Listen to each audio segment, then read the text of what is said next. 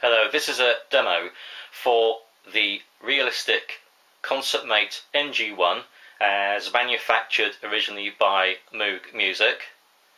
This would have been manufactured, I would have said, around about 1982-83 possibly. I purchased it in 1984 from a Tandy store for about £400, I think, if I remember rightly. It was a long time ago, better part of 25 years ago, that's for sure. All I'm going to do here is simply just demonstrate how this all works, and you'll see here, I've already got switched on here, you can see the light flashing. It's all switched on, ready to go, and all I'm going to do is I'm literally going to demonstrate that this actually works and the actual condition of the unit as we go.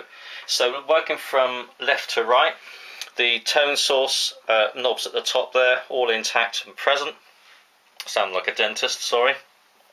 The tone controls here, or the modulation controls, you see the sliders, if you look at the condition of the sliders, absolutely fine and smooth on these here with the silver tops in. The silver top is missing on this one, but this one functions. That's actually your keyboard glide from one note to another. This one here is slightly stickier, I've found, just slightly, but it does work and it does function, and you'll be hearing that in a moment. This is your switch here, or your series of switches I'll be showing you, but this one here, which actually is like a pulse. You've got your different waveforms here at the top as well you can play with. This is an analog synthesizer, but it's got two oscillators, which is sort of what makes this this one in a way a little bit sort of more unique than some of the ones that were around at the time. Now you can actually put these two sources together by syncing them. And you can see here you can actually detune it as well. You can play around with that. I'm not going to move anything around for the moment. But these switches here, you can see all intact and fine. Again, the slider's got the silver bit missing, but it does function. So if I move on to what would be the contour section, or the ADSR, you can see here again the switches all in good order. Sliders, some of the silver bits missing again, but again they do function. If you take a look at that, you can see the way that actually works. Everything here is as I want to show you exactly how it's all working and functioning here. The switches, these switches are very hardy. Again, you can see that all moves very, very easily. So I move across here then to the mixer. This is where your tone sources live. So first of all, there's the two oscillating ones. You can see on this one I've had to put a bit of blue tack on there, but then this is again only because of wear and tear, so I think I've just pointed that out earlier on. That's your noise, which is white noise. You've got a bell tone, which is a kind of an additional oscillating sound, which you can have some use for. It can create some additional sound. And your polyphony, which I pronounced right that time, which is your chord overlay. Let's actually just demonstrate this just a little bit, just to see, so you can see how it's all working. Okay, that's me just hitting a note there, as you can see. So now if I put this trigger on here, you can see here that it pulses here. Let's just put that just a little bit on. Okay, so I've just put that down because I've just taken that down on the mixer there. That's your white noise, as you can hear. Now at this stage I can do my helicopter using the filter. That's better. That actually worked better than rehearsal, but that's always the way. Okay, there's so many things you can do with the synthesizer. Trying to do a demonstration like this to show all the sounds it make would be virtually impossible, actually. That's your bell tone there, as I mentioned earlier on. Okay, that's actually just to show that it is actually there. If I contour it, you can hear it.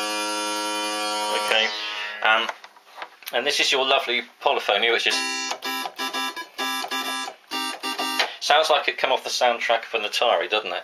Okay, but you can actually play these together, so you can hear the synthesizer sound. So that's how it's supposed to work, really. Not something I ever had any use for, purely because you can use this, in itself, the oscillators. You can do so much with the sound. So now I've got the glide on there, which is why it sounds like that. So.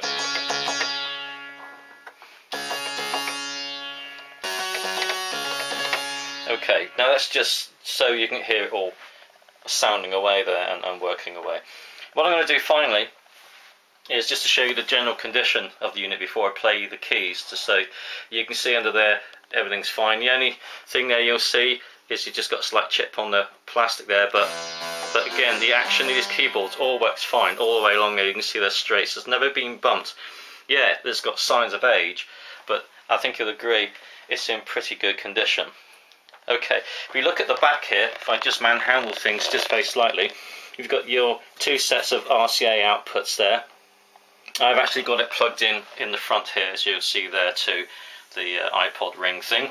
Okay, so at the back as well, you'll see the rather antique now, but it does have the controls for a synthesizer or sequencer. It's pitch and trigger, as you can see there. You'll also see the serial number written on the back there, and the fact that it sort of states again that it's made by Moog Music. Okay, I'm going to make a bit of a din now and wake up the neighbours, but just actually play the keys here.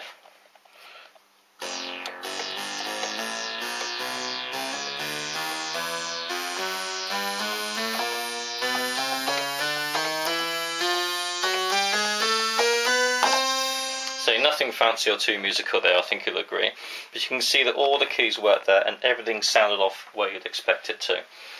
Hardly a concert performance, but that's not the idea. I hope you found this demonstration useful.